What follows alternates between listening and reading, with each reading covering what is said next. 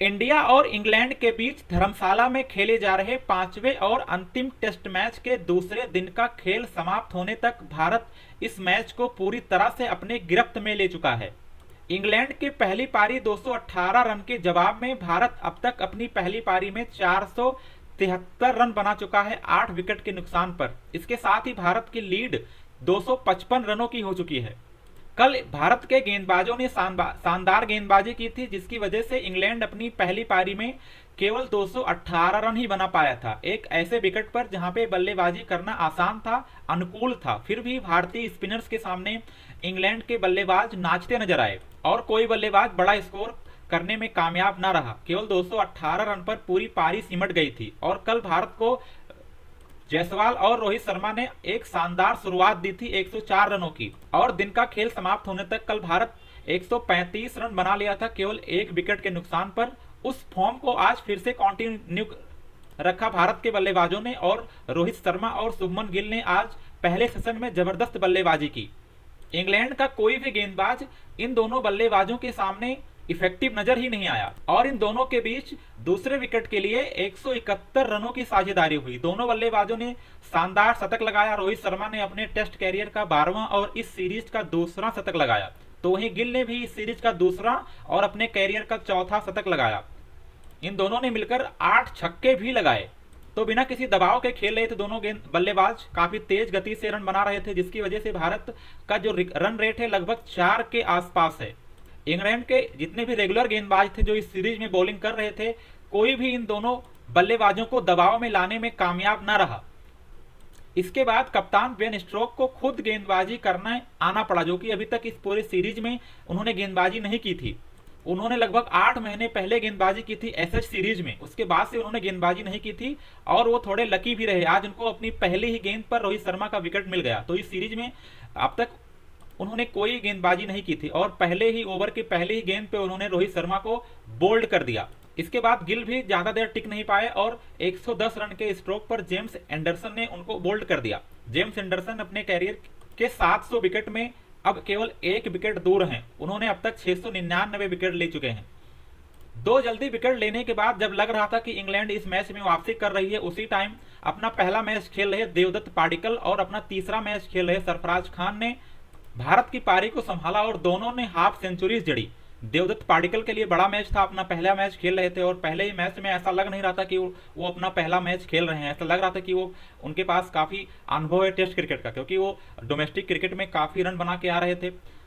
पाटीदार की जगह पे इस मैच में शामिल हुए थे और अच्छा रहा उनके लिए पहला मैच। 65 रन बनाया उन्होंने 103 गेंदों पर, काफ़ी पॉजिटिव नजर आए, कोई दबाव कोई नर्वसनेस नहीं दिख रहा था। सरफराज खान जो कि इस सीरीज का उन्होंने तीसरा हाफ सेंचुरी लगाया, तो उनके लिए भी डेब्यू सीरीज शानदार जा रही है अब तक। अच्छा, काफ़ी अच्छा रहा है उनके लिए भी सीरीज।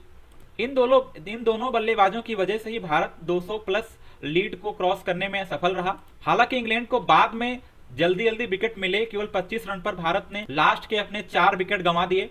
जडेजा, ध्रुव और अश्विन ज्यादा बड़ा स्कोर कामयाब करने में कामयाब ना रहे। अश्विन अपने 100वें मैच में 0 पे आउट हुए, तो उनके लिए एक अच्छा मैच नहीं रहा अब तक। हालांकि गेंदबाजी में उन्होंने शानदार गेंदबाजी की थी, 4 विकेट लिए थे, लेकिन बैटिंग में वो 0 पे आउट हुए।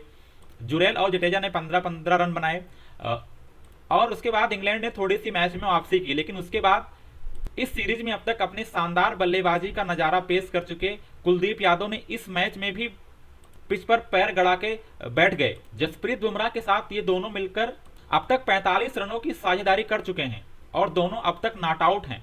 और जिस तरह से उन्होंने बल्लेबाजी की है, उससे इंग्लैंड के बल्लेबाजों को सीखना चाहिए कि 9वें, 8 और 10वें नंबर का बल्लेबाज जिस तरह से बल्लेबाजी कर रहा है इस क्वालिटी बॉलिंग के सामने, उसे देखकर तो यही लग रहा है कि पिच में ऐसा कुछ भी नहीं है जिससे ये कहा जाए कि बैटिंग करना कठिन है। पिच अब भी अच्छा खेल रही है, और इससे इंग्लैंड के बल्लेबाजों को अपनी दूसरी पारी में थोड़ा इंस्पायरेशन लेना चाहिए और कुछ इंटेंट दिखाना चाहिए। अपने विकेट की कीमत समझनी होगी। जिस तरह से इन दोनों ने बल्लेबाजी की है, दोनों अब तक 108 गेंदें खेल चुके हैं। जसप्रीत बुमराह इन्होंने 55 गेंदें खेली हैं, 19 रन बनाए हैं। कुलदीप यादव ने भी 55 गेंदें खेली हैं और उन्हें 27 रन बनाया है। तो इन दोनों की बदौलत ही भारत 250 के पार कर पाया, और अभी भी ये दोनों टिके हुए हैं विकेट पर। अब देखते हैं भारत कल कितने और रन जोड़ पाता है 255 के लीड में। और क्या इंग्लैंड ये दोनों लास्ट के दोनों विकेट कल सुबह जल्दी लेने में कामयाब रहता है? उसके बाद इंग्लैंड किस तरह से इस मैच में वापसी करता है, ये भी एक देखने वाला होगा। पहली पारी में तो उनके बल्लेबाज बुरी तरह से फेल हुए थे। जैक क्रॉली के अलावा कोई बल्लेबाज बड़ा स्कोर करने में कामयाब ना रहा था। सारे बल्लेबाज जल्दबाजी के चक्कर में या गलत शॉट खेलकर आउट हुए थे। खासकर स्पिनर्स के सामने टिक ही नहीं पा रहे थे। भारत के 10 विकेट स्पिनर्स ने ही लिए थे। तो इस स्थिति में अपनी तीसरी पारी में अब खेलने उतरने की जब इंग्लैंड की टीम मैच के, तो किस तरह से वो अपना अप्रोच किस तरह का रहता है उनके पास, क्योंकि लीड 250 के ऊपर पहले ही हो चुका है। अब क्या कोई चमत्कार हो सकता है? जिस तरह पहले मैच में ओली पॉप ने बल्लेबाजी की थी, कुछ उसी तरह की बल्लेबाजी की जरूरत है। किसी एक या दो बल्लेबाज थे इंग्लैंड को अगर इस मैच में कुछ और फाइट दिखाना है, कुछ एक बार फिर से कमबैक करना है और भारत को कुछ सोचने के लिए मजबूर करना है। अदरवाइज ये भारत आराम से मैच के पास जा रहा है, जीतने के पास जा रहा है, और अब इंग्लैंड के लिए इसमें करने को ज़्यादा कुछ बचा नहीं है। अब कोई चमत्कार ही बल्लेबाज ही इंग्लैंड को इस मैच में फिर से वापसी करवा सकता है, नहीं तो भारत इस मैच को एक बड़ी मार्जिन के साथ जीतने जा रहा है। और मुझे ऐसा नहीं लग रहा है कि अब भारत को दूसरे पारी में बल्लेबाजी करने की जरूरत पड़ने वाली है। पिच अभी भी शानदार खेल रहा है, तो इंग्लैंड अगर कुछ फाइट दिखाता है, इंटेंट दिखाता है, तो ये अच्छा बात होगा इंग्लैंड के लिए।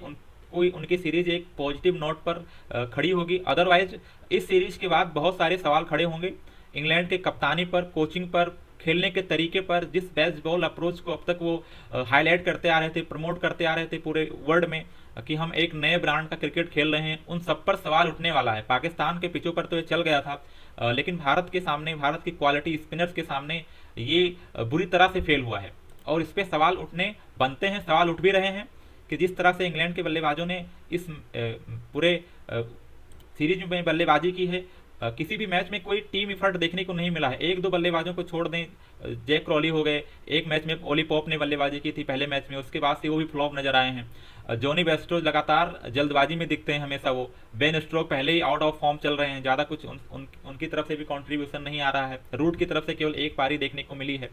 तो इक्का दुक्का पारियां ही देखने को मिली हैं। जिस तरह से कलेक्टिव परफॉर्मेंस की जरूरत होती है टेस्ट मैच में, वो देखने को अब तक नहीं मिला है। हालांकि भारत को दबाव में लाने में वो कामयाब रहे हैं कुछ मौकों पर, लेकिन लाइन को क्रॉस करने में केवल एक बार हैदराबाद में ही क्रॉस कर पाए हैं वो।